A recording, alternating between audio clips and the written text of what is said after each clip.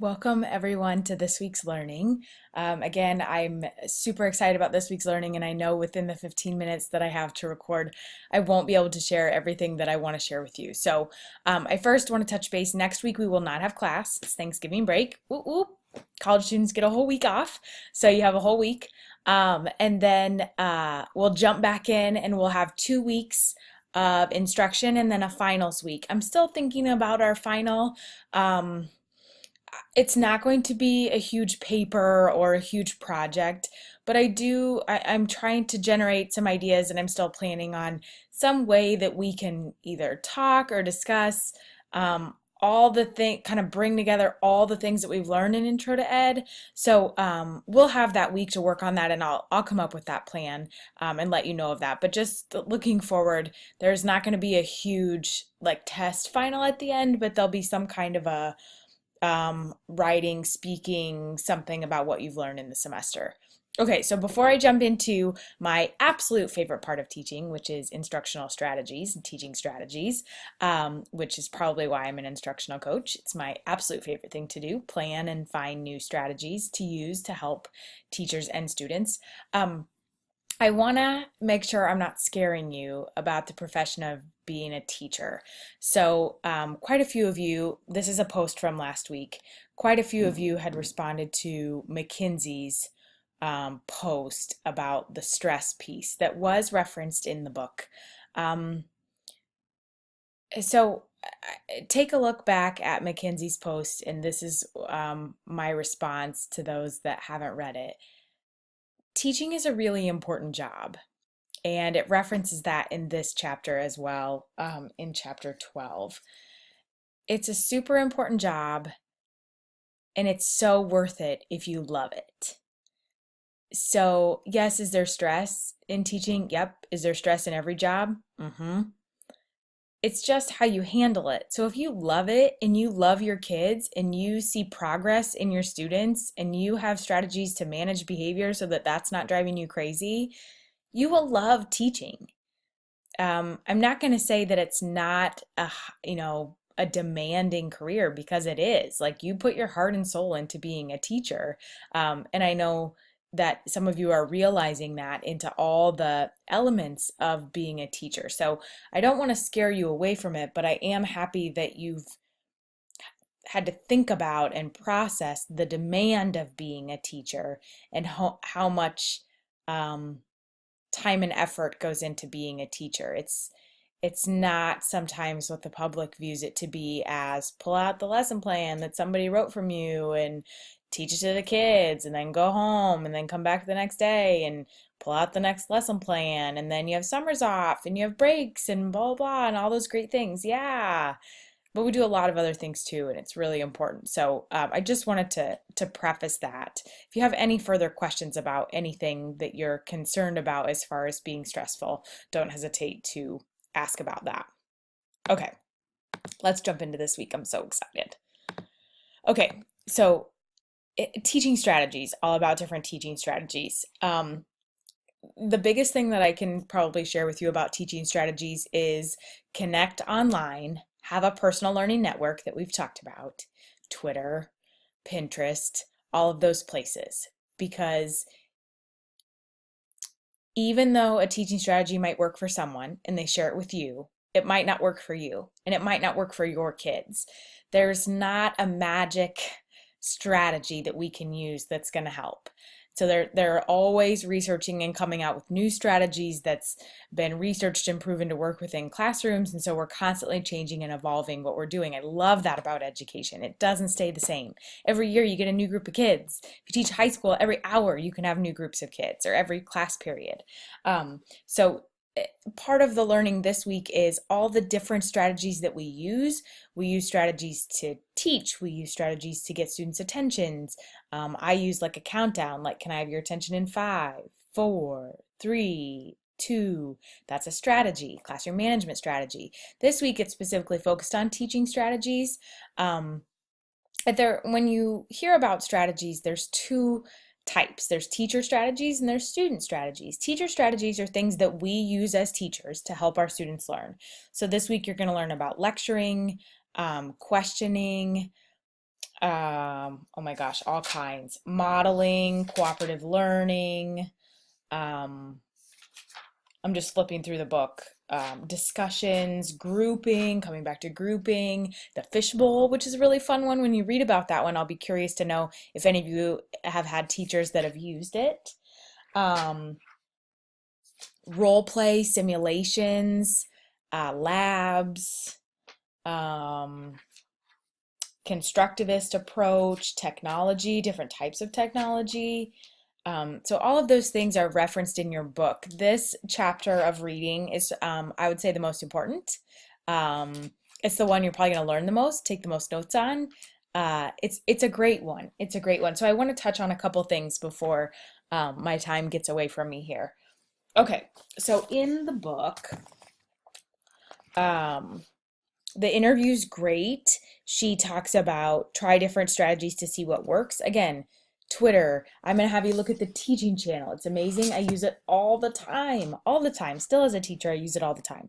Having the connection to resources that you can go out and find strategies, books, teaching books, there's all kinds of them, and reading new ones and finding new ideas. That also helps to relieve some of that stress and some of the monotony, like try new things with your kids.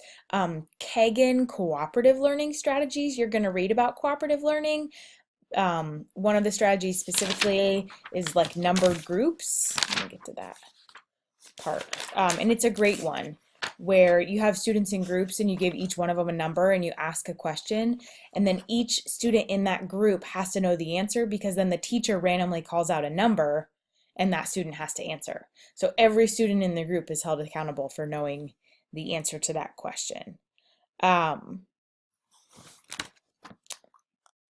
page 407, there's a great graphic of how there's a teacher focus, like starting with lectures, demonstration, question, discussions, and then moves to student focus. The reading and the learning that you're going to have is lecture is not a bad thing. Lecture has been proven to be very effective. Sometimes gets a bad rap, and the reason that it gets a bad rap is if it's used every single day and the students are never accountable and never forced to do anything. So if I'm lecturing, I have to think about what am I expecting my students to be doing, listening, looking for, writing down while I'm lecturing. I'm going to question. So that's another strategy. You're going to learn a lot about questioning, and it's a great one.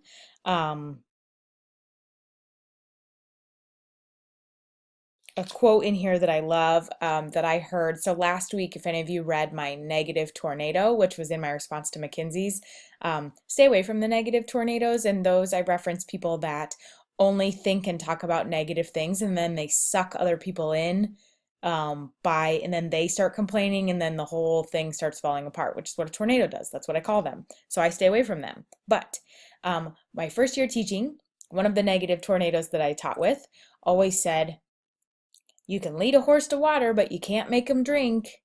And I thought, man, that doesn't make sense. Like, we're here as teachers. It's our job to lead them to water and then to help them want to drink.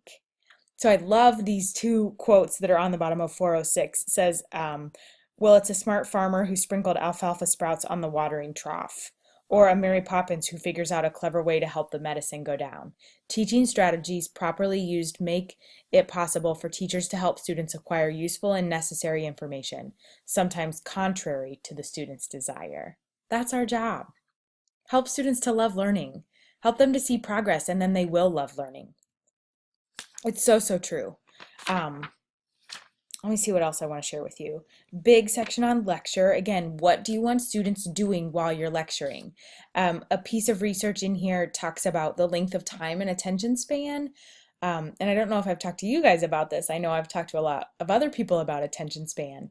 It's been researched and proven that for every year you are old, that's how much of attention span you have. So 5-year-olds, 5 minutes.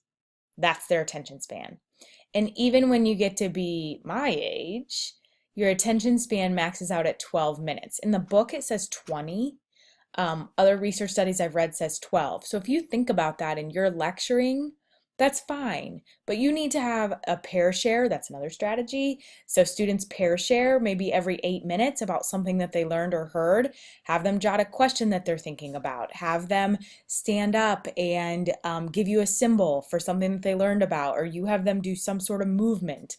All of those things are strategies. They seem tiny and simple, but they're teaching strategies that you plan in order for your lessons to be effective.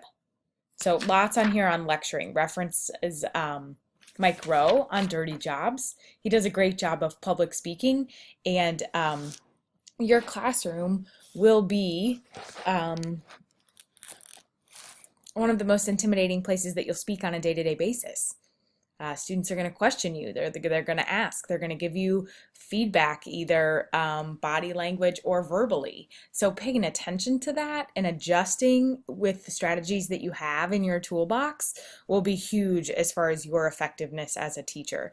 Give us 5 things for lecturing, like thinking about your audience, your focus, your organization, your clarity, and your pacing.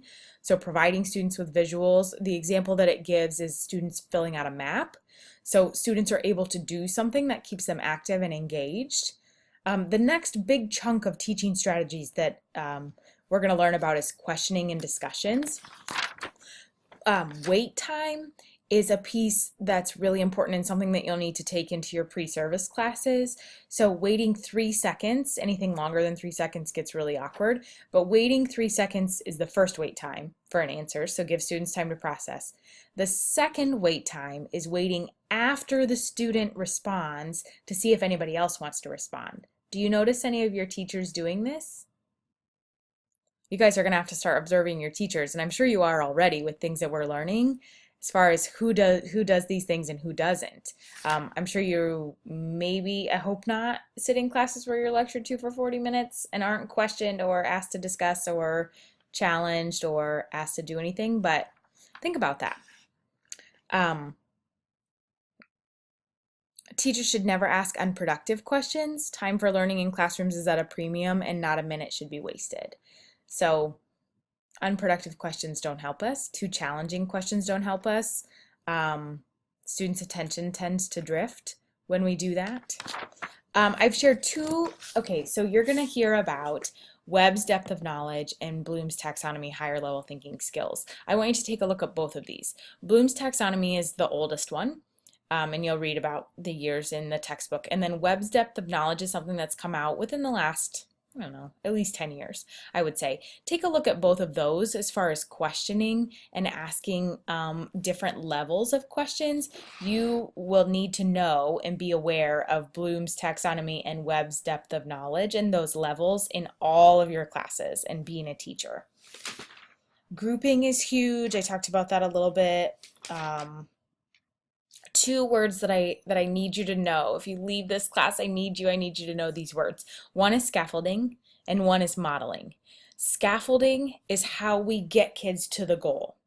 So they're instructional strategies that we put in place to get all kids up here. So if I start clear down here, what tools and strategies are you giving me and helping me with so that I can get up here? That's scaffolding.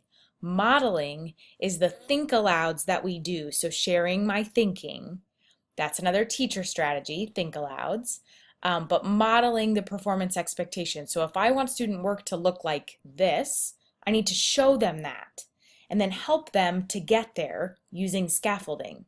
If I don't show them, it's like asking them to play a game and not giving them the rules to the game. That's ridiculous, and we would all be super frustrated. Show them what you expect the work to look like. Help them to be able to do that.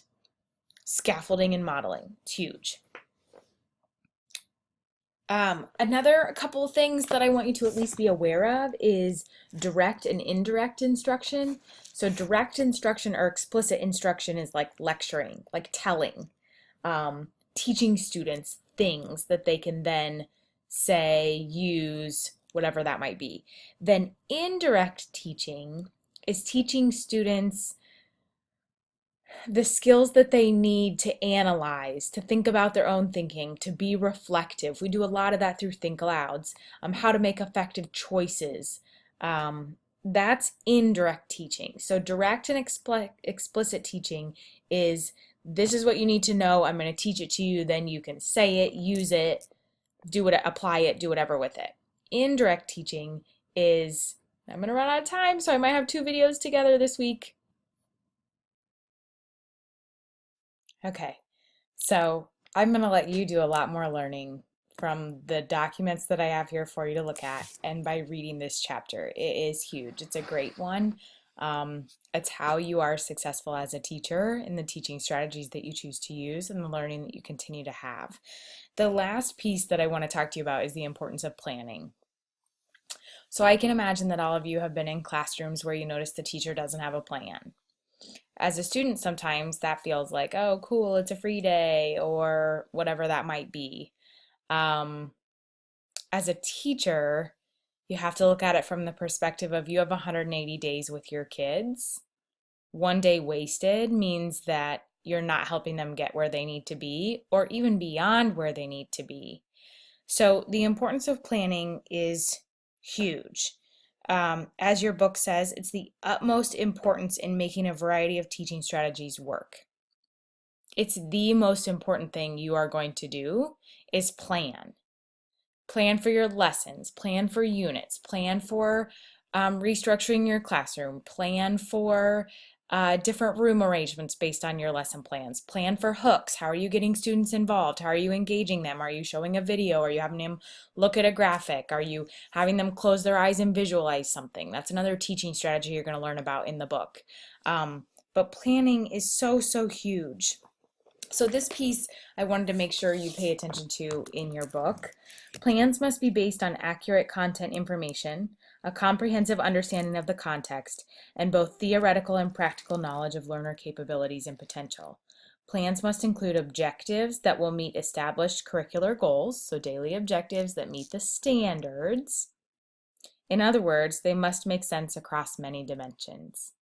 Planning is crucial to your success as a teacher. So if you already don't feel like planning is a behavior that you use often or very good at, that's something that you'll really want to work on and think about improving. I'm going to wait and see what you guys bring up in your 2 things that I learned and 2 questions that I have. I've really appreciated the questions that you've asked, and I'm glad that I've decided on this strategy.